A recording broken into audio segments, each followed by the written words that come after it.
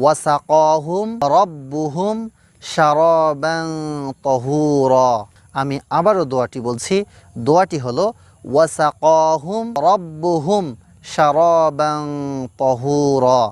প্রিয় বন্ধুগণ, এই দোয়াটি পাঠ করলে আল্লাহ তাআলার প্রশংসাও যেমনইভাবে করা হবে, ঠিক তেমনইভাবে আমরা অনেকগুলো সওয়াব অর্জন করতে সক্ষম হব। তো প্রিয় বন্ধুগণ, আজকে থেকে আমরা পানি পান করার পর অবশ্যই আলহামদুলিল্লাহ পড়ার পরে এই দোয়াটি পাঠ করব।